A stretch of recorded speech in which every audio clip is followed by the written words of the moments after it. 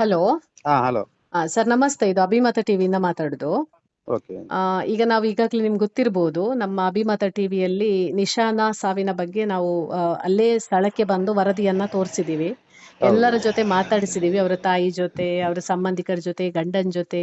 ಹಾಗೆ ಅವರು ಮದುವೆ ಮಾಡಿಕೊಟ್ಟಂತಹ ನಾವು ಸುಳ್ಯಕ್ಕೂ ಹೋಗಿ ಎಲ್ಲ ಚಿತ್ರಣವನ್ನ ತೋರಿಸಿದೀವಿ.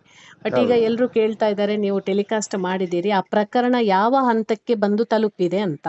ಹಾಗಾಗಿ ಈಗ ನಿಶಾನ ಅವರ ಅತ್ತೆ ಮಾವನನ್ನ ಅರೆಸ್ಟ್ ಮಾಡಿದ್ರು, ಪೋಸ್ಟ್ ಮಾರ್ಟಮ್ ರಿಪೋರ್ಟ್ ಬರ್ಲಿಲ್ಲ ಅಂತ ಹೇಳಿದ್ರು.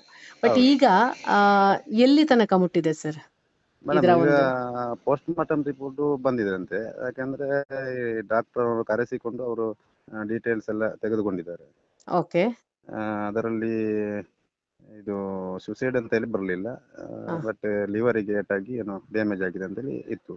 ಹಾ ಹಾಗೆ ಅವರನ್ನು ಆ ಕಾರಣದಿಂದಾಗಿ ಅವರನ್ನು ಅರೆಸ್ಟ್ ಮಾಡಿದ್ದಾರೆ. ಇವಾಗ ನಂತರ ಈಗ ಅವರು ಹೇಳಿ. Forest report ಬರ್ಬೇಕಷ್ಟೇ.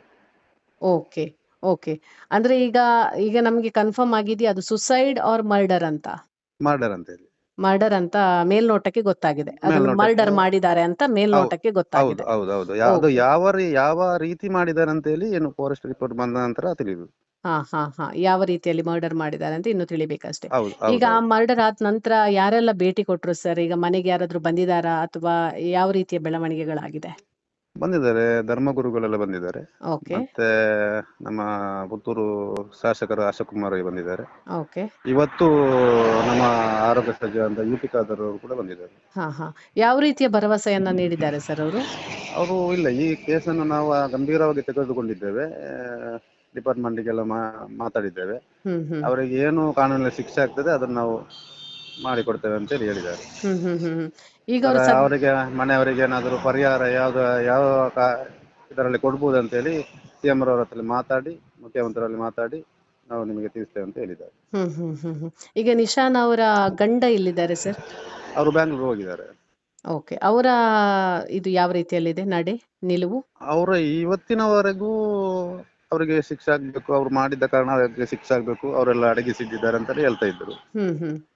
ನನಗೆ ಕೂಡ ಡೈರೆಕ್ಟ್ ಆಗಿ ಅವರು ಹೇಳಿಲ್ಲ. ಅವಳು ಸುಸೈಡ್ ಮಾಡಿಕೊಂಡಿದ್ದಾಳೆ ಅಂತೇಳಿ ಹೇಳಿದ್ದಾರೆ ಅಂತೇಳಿ ಮೊನ್ನೆವರೆಗೂ ಹೇಳಿಕೊಂಡಿದ್ದಾರೆ.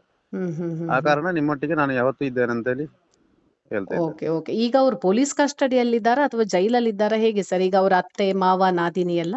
ಇಲ್ಲ, ಅವರು ಜೈಲಲ್ಲಿದ್ದಾರೆ, ಮಂಗಳೂರು ಜೈಲಲ್ಲಿದ್ದಾರೆ. Okay okay. ಅವ್ರು ಏನಾದ್ರೂ ಪೊಲೀಸ್ ಅವರ ತನಿಖೆ ವೇಳೆ ಏನಾದ್ರೂ ಬಾಯ್ ಬಿಟ್ಟಿದ್ದಾರಾ ಸರ್? ಅವ್ರು ಏನಾದ್ರೂ ಹೇಳಿದಾರಾ ಈ ಬಗ್ಗೆ? ಅವರು ಇದು ಜಗಳಾಗಿದೆ ಅಂತೇಳಿ ಹೇಳಿದ್ದಾರಂತೆ. ಓಕೆ. ಮತ್ತೆ ಹೆಚ್ಚಿನ ವಿವರ ಅವರು ನೀಡಲಿಲ್ಲ ನಮಗೆ. ಇನ್ನು ತನಿಖೆ ಆಗ್ತಾ ಇದೆ, ಪ್ರೋಗ್ರೆಸ್ ಅಲ್ಲಿ ಇದೆ. ಆಗ್ಬೇಕಷ್ಟೇ, ಇನ್ನು ಫಾರೆಸ್ಟ್ ರಿಪೋರ್ಟ್ ಬಂದ ಮೇಲೆ ಹೆಚ್ಚಿನ ತನಿಖೆ ಆಗ್ಬೇಕಷ್ಟೇ. Okay. Thank you sir. Thank you okay okay thank you okay. So much.